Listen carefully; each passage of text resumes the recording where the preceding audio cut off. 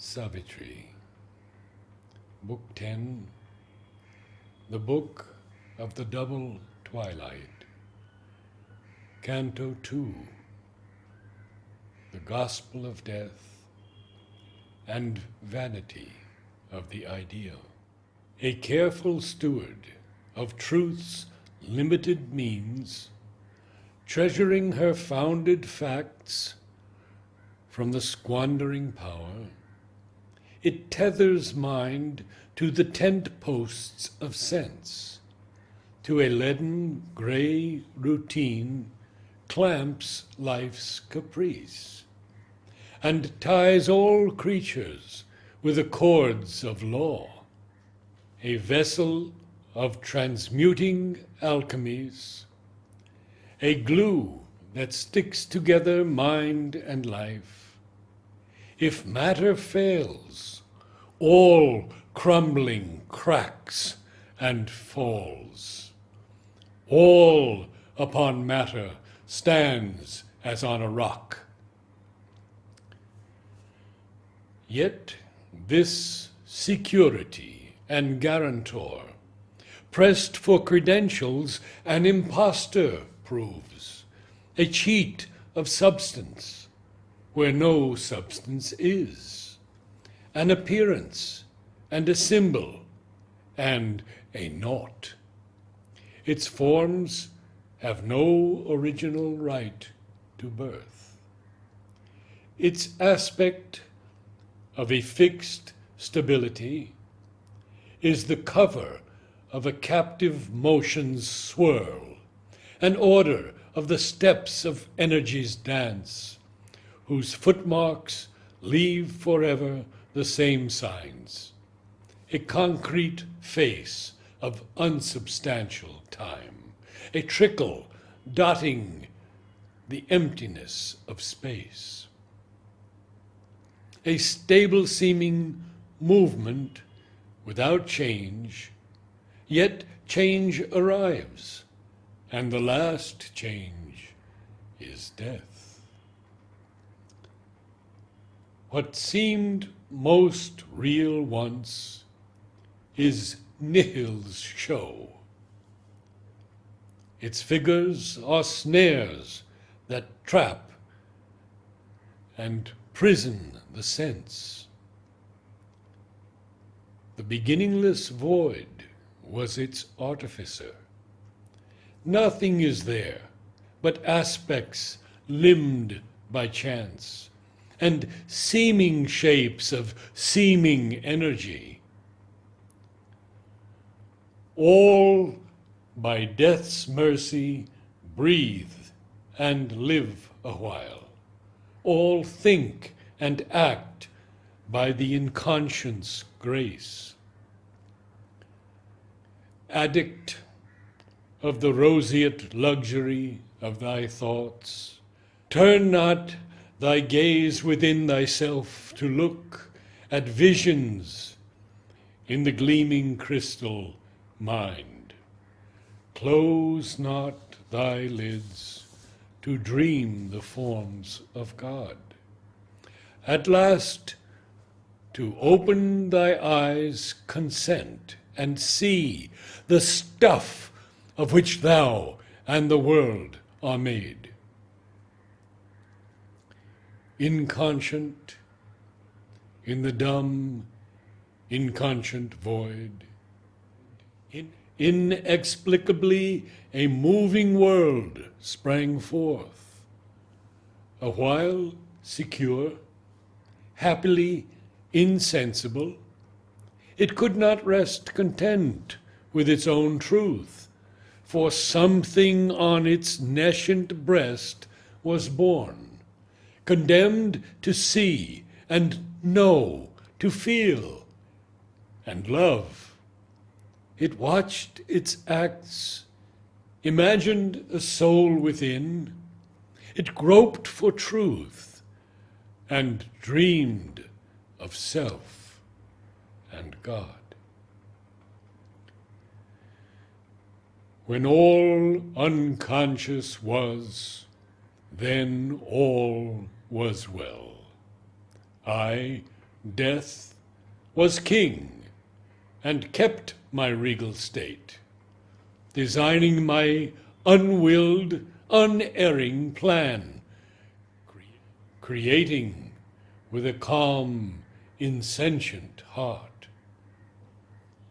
In my sovereign power of unreality, obliging nothingness to take a form, infallibly my blind, unthinking force, making by chance a fixity like fates, by whim the formulas of necessity, founded on the hollow ground of the inane, the sure bizarrerie of nature's scheme. I curved the vacant ether into space, a huge, expanding and contracting breath harbored the fires of the universe.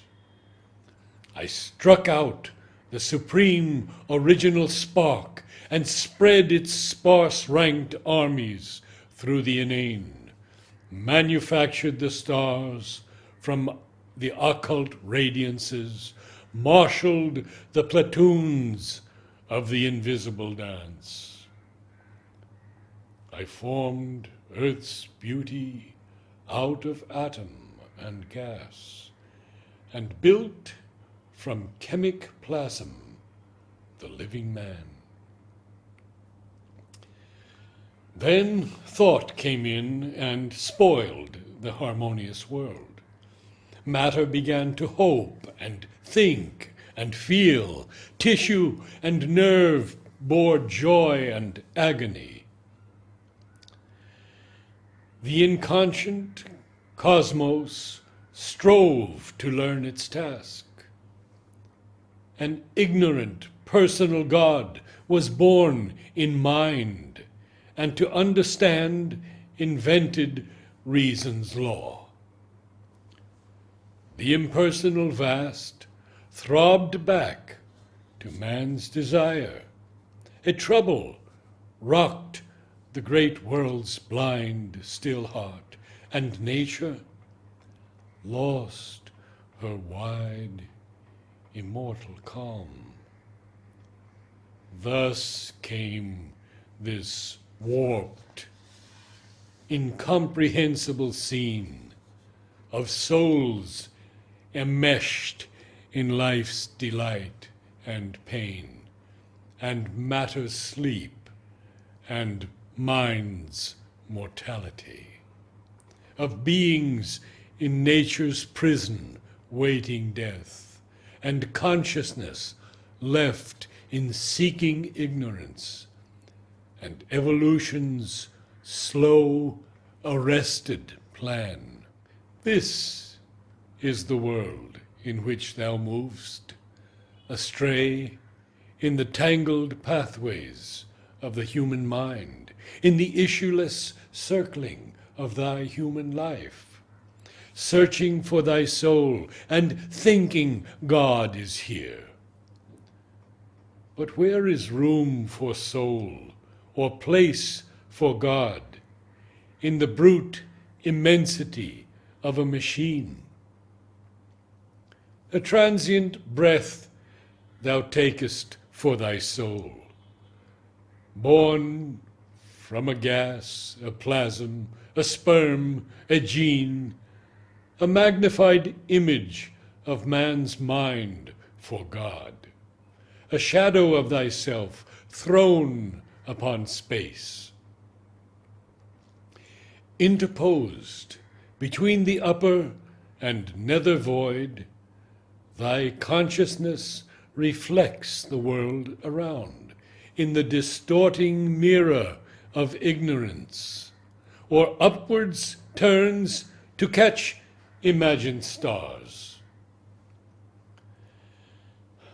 Or, if a half-truth is playing with the earth, throwing its light on a dark, shadowy ground, it touches only and leaves a luminous smudge. Immortality thou claimest for thy spirit, but immortality for imperfect man? A God who hurts himself at every step would be a cycle of eternal pain. Wisdom and love thou claimest as thy right, but knowledge in this world is error's mate, a brilliant procuress of nescience, and human love a posturer on earth stage, who imitates with verve a fairy dance. An extract pressed from hard experience, man's knowledge cast in the barrels of memory has the harsh savor of a mortal thought, a sweet secretion from the erotic glands, flattering and torturing the burning nerves.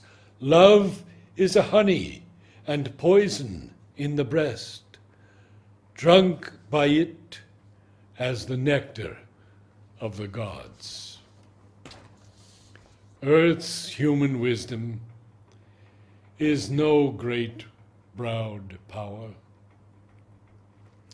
and love no gleaming angel from the skies. If they aspire beyond earth's dullard air, arriving sunwards with frail waxen wings, how high could reach that forced unnatural flight?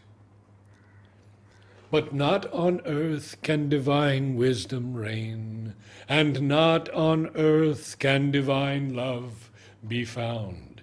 Heaven-born, only in heaven can they live, or else, there too perhaps, they are shining dreams. Nay, is not all thou art and doest a dream? Thy mind and life are tricks of matter's force. If thy mind seems to thee a radiant sun, if thy life runs a swift and glorious stream, this is the illusion of thy mortal heart, dazzled by a ray of happiness or light. Impotent to live by their own right divine, convinced of their brilliant unreality, when their supporting ground is cut away, these children of matter into matter die. Even matter vanishes into energies vague, and energy is a motion of old naught. How shall the ideal's unsubstantial hues be painted stiff on earth's vermilion blur? A dream within a dream come doubly true? How shall the will-o'-the-wisp become a star? The ideal is a malady of thy mind, a bright delirium of thy speech and thought, a strange wine of beauty lifting thee to false sight, a noble fiction of thy yearnings made. Thy human imperfection it must share. Its forms in nature disappoint the heart, and never shall it find its heavenly shape, and never can it be fulfilled in time. O soul, misled by the splendor of thy thoughts, O earthly creature, with thy dream of heaven. Obey, resigned and still, the earthly law. Accept the brief light that falls upon thy days. Take what thou canst of life's permitted joy, submitting to the ordeal of fate's scourge.